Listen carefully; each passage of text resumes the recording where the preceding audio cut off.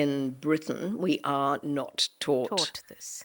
colonial history, the dark side of the British Empire or colonialism and the exploitation. We were not taught about slavery, anything like that. So I was asked by the African National Congress to do a little underground work in South Africa. And it was after the Rivonia trial when Mandela and people were put in prison. So she was a nun and she was in France. It was a French order and she was in France when the Germans invaded. And they rounded up all the British and they put them in a concentration camp. We tend to think that Britain is very affluent, but the poverty there now is appalling.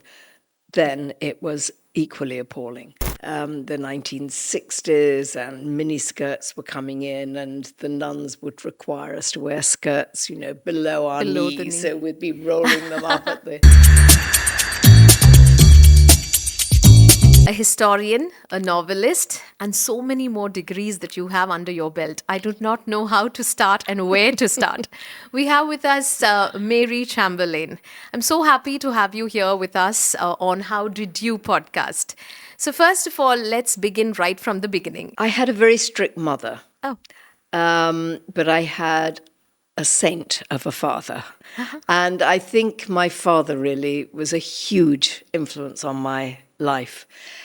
And I think because of my mother, I wasn't very happy. So I really sought refuge, as so many children do, in reading. I just loved reading and I would devour books like chocolate. I read and I read and I read. So that was a very positive part of my childhood.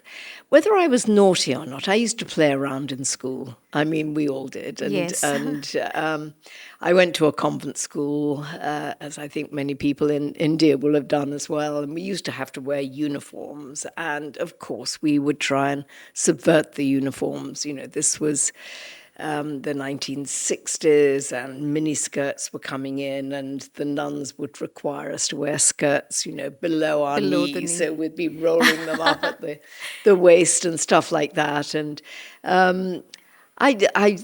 sometimes I think I was probably quite disruptive in class. But looking back, I think I was probably just a little bit bored. I don't know.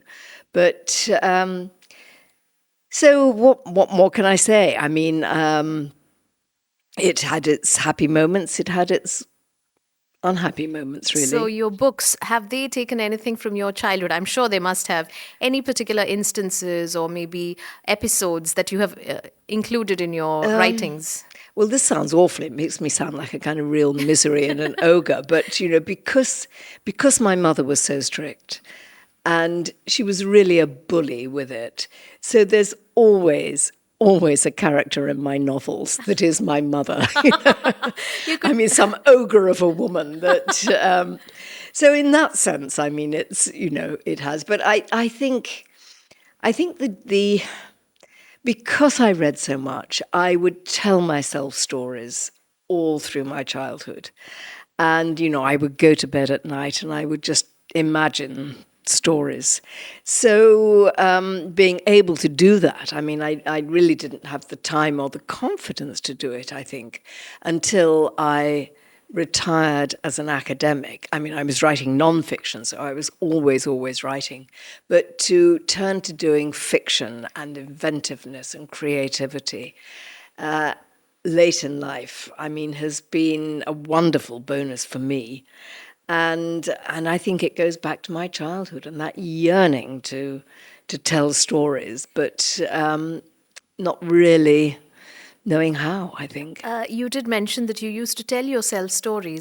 So what kind of stories? Do you remember any particular story that you would repeat? Not really, no. I think each night it will be a different, a different story and different inventive...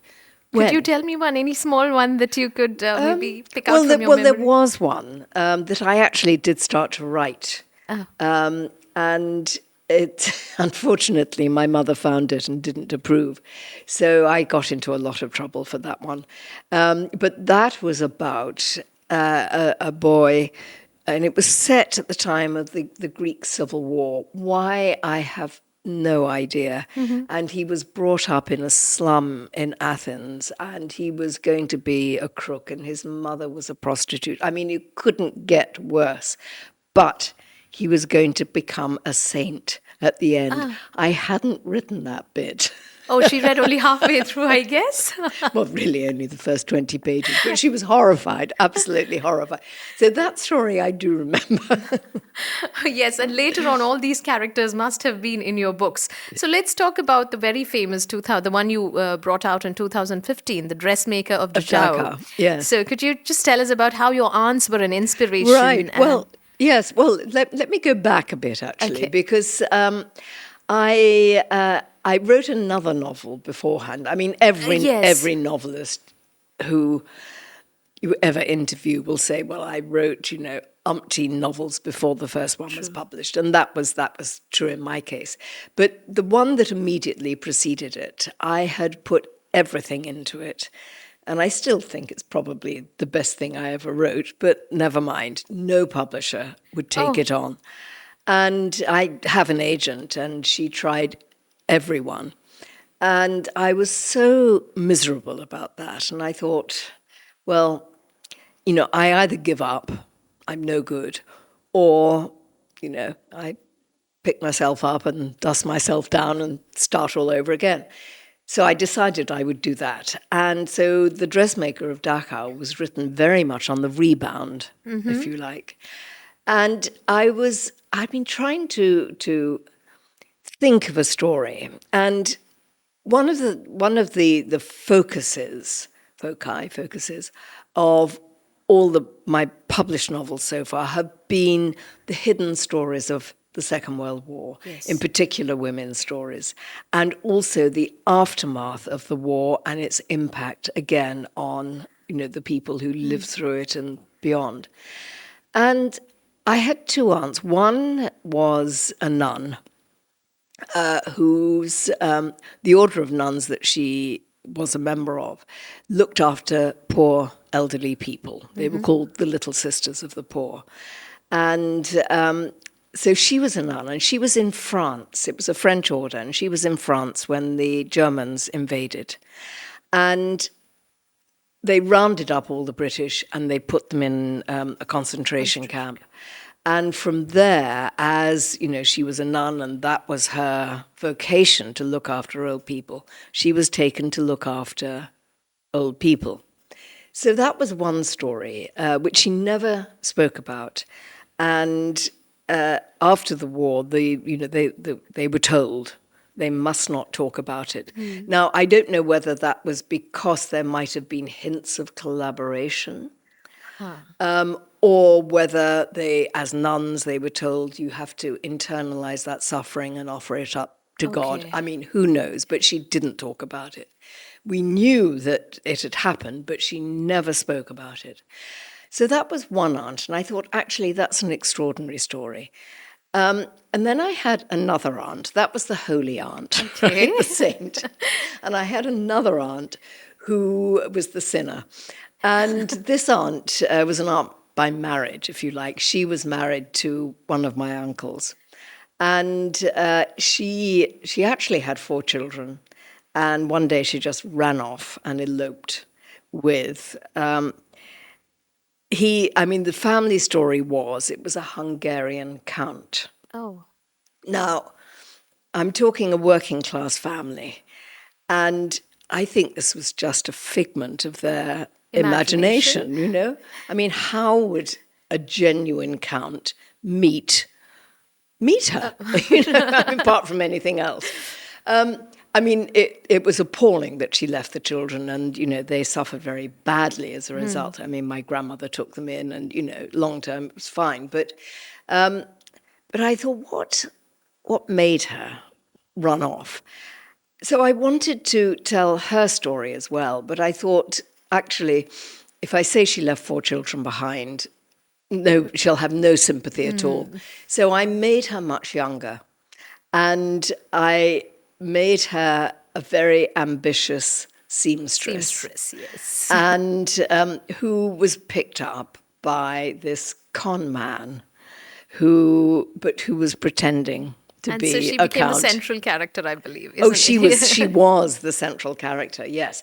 But her adventures took her to Paris with this man, because he said he would make a great star of her. He would offer her, entree into all the big couturiers of Paris.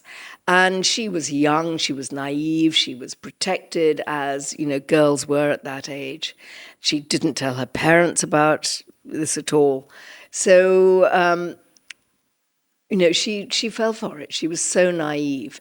And then the Germans invaded, and he left her, and she was there alone. And she saw one of these nuns, that she recognized. So you brought the connect there. So I brought the connection together. And they took her into the convent, and they dressed her as a nun. And so she was able to survive the war. I mean, like my aunt, she was rounded up. She was taken to the town of Dachau, not the concentration camp, to the town, and required to look after old people there. And one of the old people was the father of this is all fiction, right? Okay. Was the father of the commandant of Dachau. And she was very pretty, and he kind of sensed that she wasn't really a nun. Oh. But anyway, he said, I can take you out of here, and you can go and you can make the clothes for my son and, his entourage, which she did. So she became a kind of couturier to the Nazi women. And then the war ended. She came back to England, and it's then as much to do with the misogyny that women faced at the end of the war. And the fact that she had been in Germany raised all sorts of questions. And then she committed, I don't want to spoil it, but I probably will have to. She committed murder because Stanislaus came back, except he was showing his true colors. And he was a pimp, basically. He'd been trying to lure her into prostitution. So this is the fiction part completely. This is the completely fiction part. So both aunts would be turning in their graves at this. Anyway, she recognized him and she killed him. And she was then tried for murder. And it's at that point that, we begin to see that perhaps her story was unraveling in all sorts of ways. And I won't tell you how it ended, but... Yes, you mustn't, because I'm sure now our listeners or our viewers would love to read the book and find out. Yes, it was, it was translated into 19 languages. And... I get a lot of feedback from readers, and some of them just go, love this book, absolutely love this book. And others, Americans in particular, say, how could she be so naive? Why couldn't you give her a happy ending? Do you think that if you had pictured that particular book, or you had written that book in a different setting, maybe in today's setting, do you think she would have been this naive? No. Never. No. They were a woman of a different category completely. Oh, absolutely. I mean, this was the 1930s. She was young, so she was only 18. Which, when you're 18, you think you are very old, but, you're not. So she was young. She had been, she lived at home. I mean, you young girls of that age did not, unlike, I look at my own daughters and my granddaughters, for heaven's sake. I mean, they are so worldly wise. But... that was not the case. That was not the case then. And how about you? How naive were you in your, that particular age, 18, 19? Well, I thought I wasn't. I thought I was very sophisticated. But looking back? Oh, incredibly naive. I mean, I was educated in a convent. Right. I was a year young for my age. So... I was a year younger than the rest of my cohort in the class. So when I went up to university, I'd only just turned 18. And just meeting all these, what I thought, incredibly sophisticated young women, and many of them were, and I'd come from a very protected background. My mother, as I said, was very strict, so I was never allowed out. I was just very naive. I'm completely ill-prepared, desperate to leave home. Absolutely desperate to leave home. But looking back, I mean, very unprepared for leaving home. And something that piqued my interest was you've been a pioneer of oral history. Now, that's something I would love to know about. I don't have much knowledge about that. Could you please share what is oral history and how you go about, sharing it with others or teaching others? Okay. Well, it's a long time since I taught it. But oral history basically is using people's life stories and people's memories as historical evidence. All right. Okay. So it started for me, and it turns out that I was the first. If you see what I mean. So I didn't know I was pioneering. I mean, not the first to do oral history, but the first to use it as the way I did. When I was living in a very remote village in the Fens, which is a rural, very rural part of East Anglia, which then was quite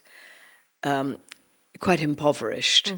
It's very, very flat. It was marshland that was drained. And some people hate it, but I absolutely love it. And you've got flat land with these huge skies. And of course, the wind just blows the whole time. But I was living there, and a book had come out about 2 or 3 years previously called Aikenfield by a man called Ronald Blythe. And he had gone around interviewing people in this village in Suffolk, and talking about the old days. And it was a hugely popular book. And I read it, and I thought, where are the women? There were maybe 2 women in it, and the rest were all men. So I thought, okay, we need the women's, yes. And this was, it was the height of the women's movement, really. Okay.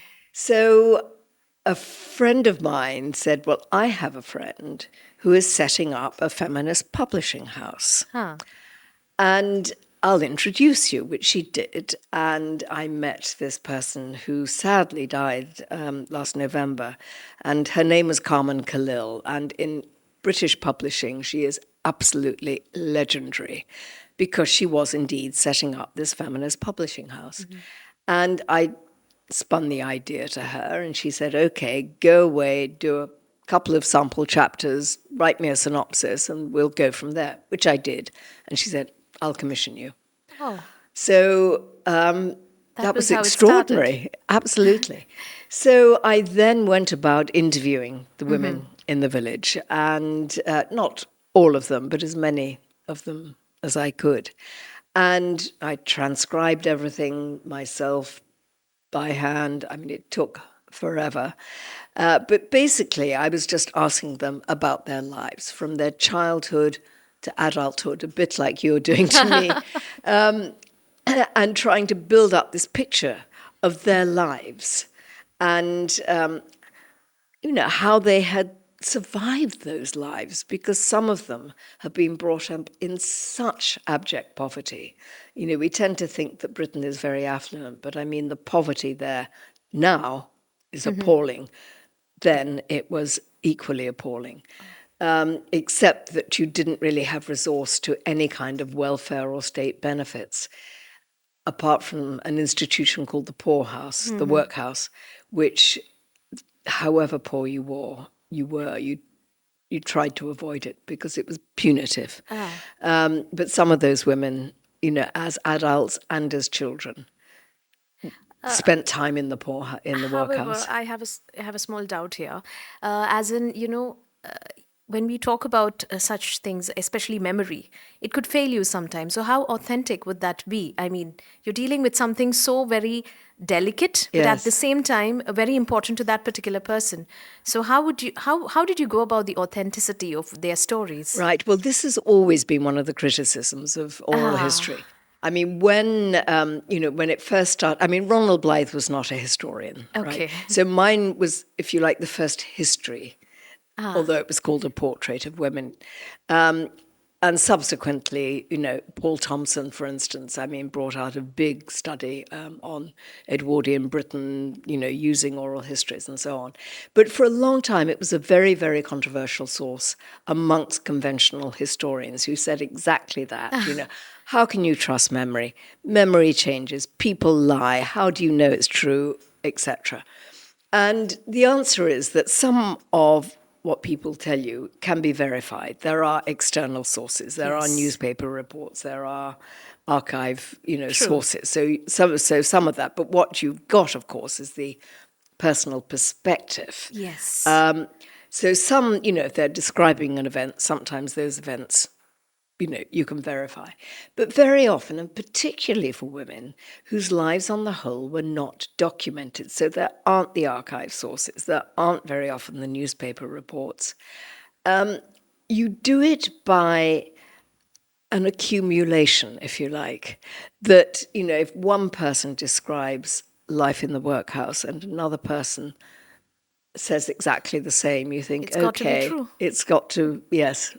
So that was how you, you guaranteed the authenticity. And did oral history lead you to be a part of activism? Was there a connection there, or did it just happen? Which activism are you referring to? Now you've got me in a tight spot. Okay. Right, okay. Well, before, I was involved in the women's movement, yes. So I was very active in the women's movement. And if I can just finish the story of Fen Women, and then I'll go back, because I wrote the book. Yes, Fen Women is something that's been, very central to your life, I would say. Right, well, it is, and it was the first book that Virago Press published. And Carmen Khalil, not only was she a very astute editor and businesswoman, but she was ace at publicity. So it made a huge splash and became a very famous book. And it continues to resonate. I was in Chicago this time last year when a play by a British playwright called Carol Churchill, which had been based on Fen Women, was performed at this theatre, and I was flown over to talk about it. So that was 50 years after the event. So it has a resonance, and it's gone through endless editions. But that was part of the activism, if you like, of the women's movement. And one of the, at the time, I was very naive, as we all were, yes. about oral history. And, the ambition was to let the women speak, so I quite deliberately sort of held back and didn't make an analysis, but just presented their words. Now, of course, that's, now, now it doesn't. My professorial hat says, that's... that's nonsense. But anyway, it did. So there was a directness about the book that I think appealed to people as well. So quite apart from the publicity, people write. And I still get letters, wow. 50 years after it was done, from people saying, my mother was brought up there. And, thank you for writing this. And, so... Beautiful. Yeah. So we've been talking about your journey, right from childhood, the little anecdotes that you shared with us. So if I were to ask you... How did you, you're at a position in life, you've been through so much, you've done so much for society.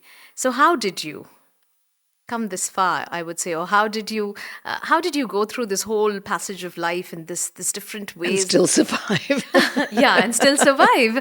So how did you? Oh, God, I have no idea. Luck, I think. But there was a little bit of activism that perhaps you should know as well, because before I wrote Fen Women, I was asked by the African National Congress to do a little underground work in South Africa. And it was after the Rivonia trial, when Mandela and people were put in prison. Okay. And the leadership of the ANC was either in jail or in exile. The infrastructure was completely broken. Their presses were broken. But they had to build up the movement again. And Oliver Tambo, in exile at the time, said, well, one of the ways we can do it is use white people who will never be suspected by the regime Very to safe. actually bring in subversive material. So, so that's what I did. So when you said the activism, I wasn't You sure weren't whether. scared. Of course, I was scared. Part of the game, I guess. Part of the, yes, but but actually, I didn't. I mean, there were moments when it was really hairy, but I mean, I wasn't the only one. There were a group of us, and we're now known as the London Recruits. Although at the time we didn't know each other at all, but we were all very young. Needless to say, my mother knows nothing about this. But we were all very young, and we were we thought we were invincible. Yes, and you were doing it for a cause, a very noble cause at that. Yes, but we wouldn't get caught. It's not happens to other people, doesn't happen to us. And for the most part, 2 people did get caught, but for the most part, there were about 50 of us, I think, operating at various stages. We weren't caught. So, coming back to how did you did it fearlessly? How was it? How would you describe that whole thing, If I were to ask you just one question, how did you, and how would you describe the journey of yours? In a sentence or two, right from all this, what do you say, the survival, the fight, the activism, the writing, everything together. How did you get to this point in life?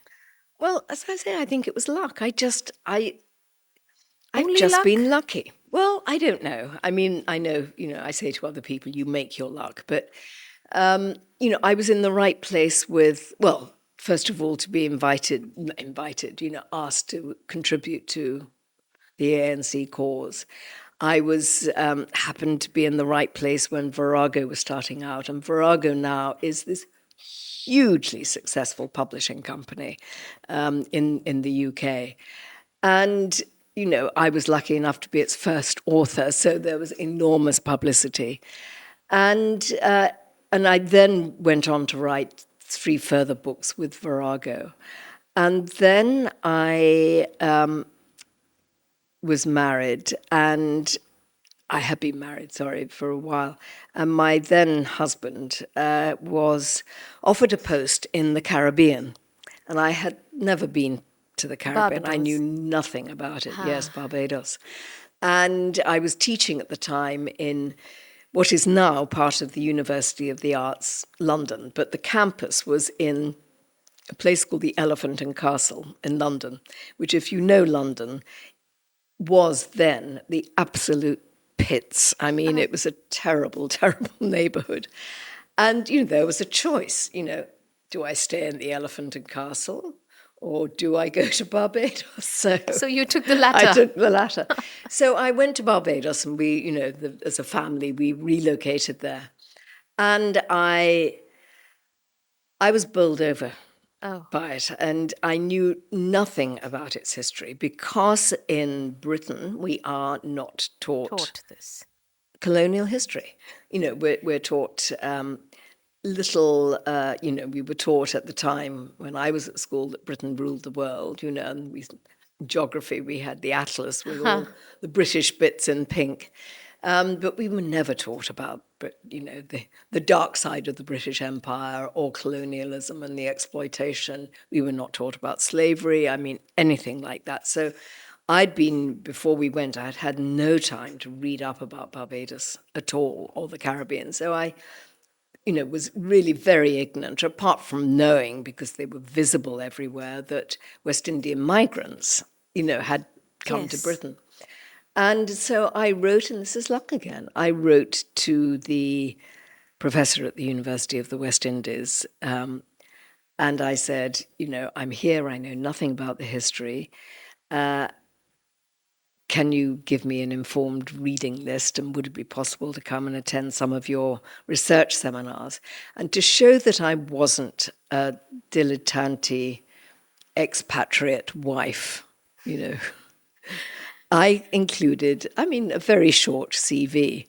And he rang me up the next day and said, well, as a matter of fact, we want someone to teach oral history methods. So again, so that was just, again, it was luck. It was luck, and actually, it really saved my life in the Caribbean, because It's, I mean, it's probably less so now, but then it was a very racist society still. I mean, it had been under colonial rule.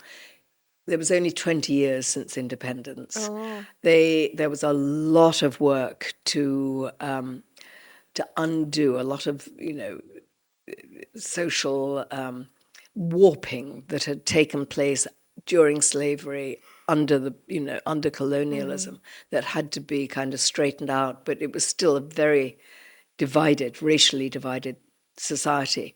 And I'd met some of the expatriate white wives, and I thought, these are not my people, Whereas, the historians in the department who were black, I mean, I felt much more sympathetic To them. to them. So I was able through that position to actually Understand better. understand and kind of enter into Barbadian society in ways that I couldn't if I'd just spent my time on the golf course. So I think it was not just luck, it was also the mind, the attitude that you had that brought Possibly, you here. yes. Wonderful. And then I started, I obviously not immediately because I didn't know the society, but, I read everything I could. I started with the literature because I think if you want to know a society, you read the literature. And and then I began to do research amongst the plantation labourers. And that research then led me on to an interest in migration. And that in turn led me on to an interest in the struggle for independence, because a lot of that was triggered by migration. So it was a kind of gradual unfolding. Yeah. Wonderful. It's been lovely knowing your story. And really, it's been a long journey that we've been through. So thank you so much for being with You're us on very How wel- Did you're- You podcast. So it was an absolute pleasure. Thank you, Thank ma'am. you.